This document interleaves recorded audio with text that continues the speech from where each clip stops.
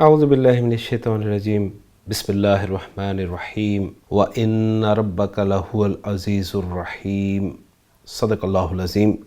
رب اشرح لی صدری ویسر لی امری واحلل عقدۃ من لسانی یفقہوا قولی رب یسر ولا تعسر وتمم بالخیر آمین یا رب العالمین۔ میں نے آپ کے سامنے سورۃ الشعراء کی ایک آیت تلاوت کی ہے جو آپ اسکرین پہ لکھی ہوئی دیکھ رہے ہیں۔ یہ آیت سورۃ الشعراء میں 8 مرتبہ استعمال ہوئی ہے، جیسا کہ آپ اسکرین پہ دیکھ رہے ہیں۔ آیت نمبر 9، آیت نمبر 68، آیت نمبر 104، آیت نمبر 122، آیت نمبر 140، آیت نمبر 159، آیت نمبر 175 اور آیت نمبر 191۔ تو آج کے لیکچر میں ہم اس ایک آیت کو انالائز کریں گے اور انشاءاللہ تعالی قرآن مجید کی 8 آیات ہماری گرامیٹیکلی انالائز ہو جائیں گی۔ تو چلتے ہیں جی سب سے پہلے اس آیت کے الفاظ کی طرف۔ اس آیت میں جو لفظ استعمال ہوئے ہیں ان کی تعداد 8 ہے، جن میں پہلا لفظ واو حرف ہے، دوسرا لفظ انا حرف ہے، تیسرا لفظ رب اسم ہے، جو ساتھ کاف آپ کو نظر آ رہا ہے وہ بھی اسم ہے۔ اس کے بعد اگلا لفظ لام حرف ہے، ہوا اسم ہے، العزیز اسم ہے اور الرحیم یہ بھی اسم ہے۔ تو گویا اس آیت میں فعل کوئی استعمال نہیں ہوا اور 3 حروف اور 5 اسماء استعمال ہوئے ہیں۔ ان الفاظ پہ مزید تفصیل سے بات کر لیتے ہیں۔ واو جو ہے ہم اس کو حرف استئناف مانیں گے اور سورۃ الشعراء میں بھی یہ استئناف کے طور پر استعمال ہوا ہے۔ انا حرف و تاکید ہے، حرف از حروف مشبہ بالفعل ہے اور اس کے بارے میں آپ تفصیل سے جانتے ہیں کہ یہ جملہ اسمیہ کے شروع میں آتا ہے اور جملہ اسمیہ کے مبتدا کو نصب دیتا ہے اور مبتدا پھر اس کا اسم کہلاتا ہے۔ رب جو ہے یہ اصل میں تو مصدر ہے لیکن صفت مشبہ کے طور پر استعمال ہوتا ہے، واحد مذکر ہے اور یہاں پر اعراب کے اعتبار سے منصوب ہے اور مضاف الی المعرفہ ہونے کی وجہ سے معرفہ ہے۔ کاف اسم ضمیر ہے، مجرور متصل ہے، واحد مذکر حاضر کی۔ لام جو ہے یہ انا کے بعد آنے والا لام، اس پہ ہم نے تفصیل سے پچھلے لیکچر میں بات کی تھی، یہ لام مزاحلقہ ہے۔ اور اگلا لفظ جو ہے وہ ہوا، وہ اسم ضمیر ہے، ضمیر مرفوع منفصل ہے اور ترکیب میں یہ کیا بنے گی میں ترکیب کرتے ہوئے انشاءاللہ تعالی آپ کے سامنے یہ بات رکھ دوں گا۔ العزیز یہ صیغہ صفت ہے، صفت مشبہ، عین زا اور زا اس کے حروف مادہ ہیں، فاعل کا اس کا وزن ہے، واحد ہے، مذکر ہے، مرفوع ہے اور معرفہ ہے۔ اور آخری لفظ اس آیت کا الرحیم یہ صیغہ صفت ہے، اسم المبالغہ ہے، واحد ہے، مذکر ہے، مرفوع ہے اور معرفہ ہے۔ را ہا میم اس کے حروف مادہ ہیں۔ الفاظ پہ بات ہم نے تفصیل سے کر لی ہے، اب ہم چلتے ہیں ان الفاظ کو جوڑ کر جملہ بنانے کی طرف۔ واو کو ہم نے استنافیہ مان لیا ہے، انا حرف از حروف مشبہ بالفعل ہے، جب بھی آئے گا اس کا ایک اسم ہوگا، ایک خبر ہوگی، اسم اس کا منصوب ہوگا، خبر اس کی مرفوع ہوگی۔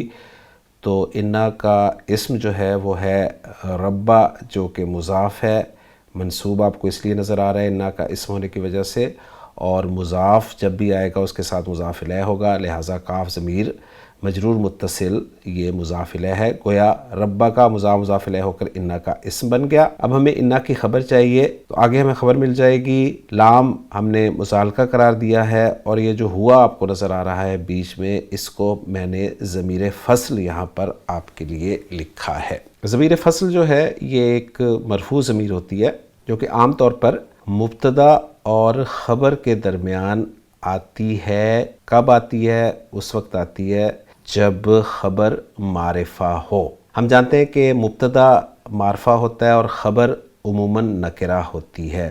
ایسا کبھی نہیں ہوتا کہ مبتدا نکرہ ہو اور خبر معرفہ ہو، مبتدا معرفہ ہوتا ہے اکثر اور خبر نکرہ ہوتی ہے۔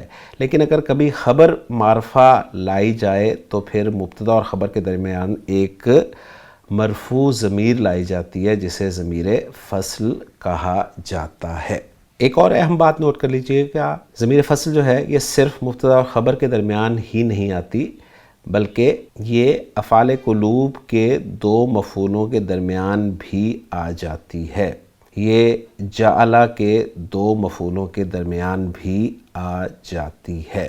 اور مبتدا خبر کے درمیان آنے کی ایک وجہ تو میں نے آپ کو بتا دی ہے کہ جب خبر معرفہ ہو، اور دوسری وجہ مبتدا خبر کے درمیان آنے کی وہ یہ ہے کہ خبر جب صیغہ صفت اسم تفضیل ہو من کے ساتھ۔ میں نے آپ کے سامنے وجوہات بیان کی ہے ضمیر فصل کے آنے کی۔ اب پہلے ہم ذرا ضمیر فصل کی کچھ ایگزامپلز قرآن مجید سے دیکھ لیں۔ جیسا کہ آپ اسکرین پہ دیکھ رہے ہیں، سورۃ البقرہ کے شروع میں ہی آپ کو ضمیر فصل مل جاتی ہے کہ اللہ تعالیٰ نے ارشاد فرمایا سورۃ البقرہ آیت نمبر 5، اولئک علی ھدی من ربہم واولئک ھم المفلحون۔ تو یہاں پر اولئک ھم المفلحون میں جو ہم ضمیر درمیان میں آ رہی ہے، یہ ضمیر فصل ہے، کیونکہ اولئک مبتدا تھا، المفلحون خبر تھی، اور خبر چونکہ معرفہ تھی تو مبتدا خبر کے درمیان ایک ضمیر فصل لائی گئی۔ اسی طرح سورۃ البقرہ میں آپ کو مزید ایگزامپلز مل جائیں گی، جیسے کہ آپ اسکرین پہ اس پہلی ایگزامپل کے علاوہ سورۃ البقرہ آیت نمبر 27 دیکھ رہے ہیں، جس میں اولئک ھم الخاسرون ہے،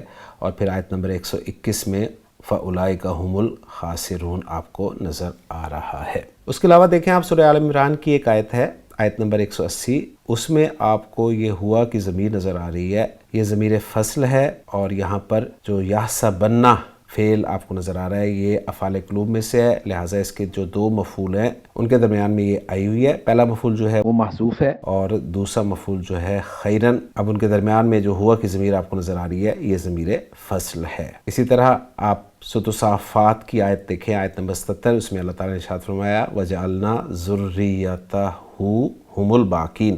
تو یہاں پر جو ہم کی ضمیر آپ کو نظر آ رہی ہے یہ ضمیر فصل ہے، کیونکہ جعلہ کے جو دو مفعول ہیں ان کے درمیان میں یہ استعمال ہوئی ہے۔ پہلا مفعول اس کا ہے ذُرِّيَّتَهُ اور دوسرا ہے الباقین۔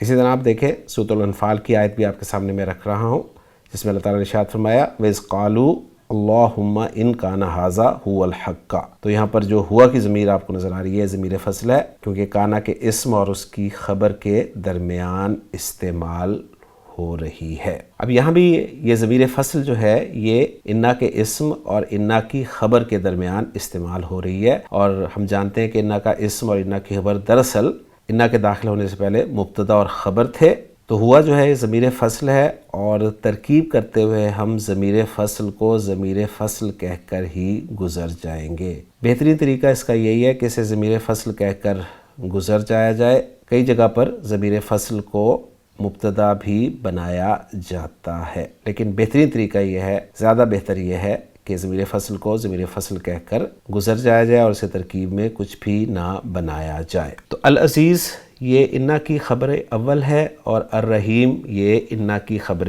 ثانی ہے۔ العزیز الرحیم کو میں نے موصوف صفت کیوں نہیں بنایا؟ اس لیے کہ یہ دونوں صفات ہیں، اور صفت کی صفت عام طور پر نہیں آیا کرتی۔ انا اپنے اسم ربا کا اور دونوں خبروں العزیز اور الرحیم سے مل کر جملہ اسمیہ بن گیا، اور یوں یہ آیت ہماری گرامیٹیکلی اینالائز ہو گئی۔ اس آیت کا اگر میں آپ کے سامنے ترجمہ رکھنا چاہوں تو کچھ یوں ہوگا، اور بے شک تیرا رب یقیناً وہی سب پر غالب نہایت رحم والا ہے۔ یعنی ابھی جو اس میں وہی کا ترجمہ کیا گیا نا، یہ وہ جو زور پیدا ہو گیا ہے اس وجہ سے ترجمہ آپ کو نظر آ رہا ہے۔ اس آیت کے حوالے سے تھوڑی سی مزید میں آپ کے ساتھ بات کرنا چاہوں گا، جیسا کہ آپ اسکرین پہ لکھا دیکھ رہے ہیں کہ وَإِنَّ رَبَّكَ لَهُوَ الْعَزِيزُ الرَّحِيمُ۔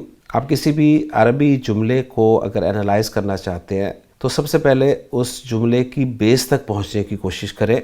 آپ جانتے ہیں کہ جملہ دو طرح کا ہی ہوتا ہے، یا وہ جملہ اسمیہ ہوتا ہے یا پھر جملہ فعلیہ ہوتا ہے۔ جملہ اسمیہ اگر ہوگا تو اس کے دو بیسک پارٹس، دو بنیادی پارٹس تک آپ کی رسائی ہونی چاہیے، اور وہ دو بنیادی جو پارٹس ہیں وہ مبتدا اور خبر ہے۔ اور اگر جملہ فعلیہ ہے تو اس جملہ فعلیہ کے دو بنیادی پارٹس فعل اور فاعل جو ہیں ان تک آپ کو پہنچنا لازمی ہے۔ تو یہ چونکہ ایک جملہ اسمیہ ہم نے بنایا، تو جملہ اسمیہ کے جو دو بنیادی پارٹس ہیں مبتدا اور خبر، ان تک ہم پہنچنے کی کوشش کرتے ہیں۔ تو سب سے پہلے ہم یہ کریں گے کہ اس جملے میں جو اضافی چیزیں ہیں ان کو ہٹائیں گے۔ جیسے واو کو ہم نکال دیں تو ہمارے پاس جو باقی جملہ بچے گا وہ ہوگا ان ربک لہو العزیز الرحیم۔ اب ہم انا کو ہٹائیں گے، اور انا کے ساتھ جو لام لگا ہوا ہے جسے ہم نے لام مزالقہ کہا ہے اس کو ہٹائیں گے، تو ہمارے پاس جو جملہ بچے گا وہ بچے گا ربو کا هو العزیز الرحیم۔ اب ربا کا سے ربو کا کیوں ہے، یہ آپ جانتے ہیں کہ جب انا ہٹا تو ربا کا جو ہے وہ ربو کا ہو گیا۔ اب اس میں سے ہم ضمیر فصل ہٹائیں گے تو باقی جملہ بچے گا ربک العزیز الرحیم۔ اب ربو کا مبتدا ہے، العزیز الرحیم دونوں خبریں ہیں۔ خبر عام طور پر نکرہ ہوتی ہے، تو اگر خبر کو ہم نکرہ لے کے آئیں تو ہمارا بیسک جملہ بن جائے گا ربو کا عزیز رحیم، یعنی ربو کا مضاف الیہ ہو کر مبتدا بن گیا اور عزیز اس کی ایک خبر ہو گئی اور رحیم اس کی ایک خبر ہو گئی، گویا ربو کا مبتدا اپنی دونوں خبروں سے مل کر جملہ اسمیہ بن گیا۔ تو یہ بھی ایک طریقہ میں نے آپ کے سامنے رکھا ہے کسی آیت کی بیس تک پہنچنے کا۔ اب ربو کا عزیز الرحیم میں آپ اسی طرح اضافہ کرتے جائیں اور وَإِنَّ رَبَّكَ لَهُوَ الْعَزِيزُ الرَّحِيمُ تک انشاءاللہ تعالیٰ پہنچ جائیں گے۔ تو الحمدللہ جی، آج کے لیکچر میں ہم نے سورۃ الشعراء کی ایک آیت گرامیٹیکلی انالائز کی اور اس ایک آیت کی برکت سے قرآن مجید کی 8 آیات ہماری گرامیٹیکلی انالائز ہو گئے۔ انشاءاللہ تعالیٰ اسی طرح کسی اگلے لیکچر میں آپ سے ملاقات ہوگی۔ سبحانک اللہم و بحمدک، اشہد ان لا الہ الا انت، استغفرک و اتوب الیک۔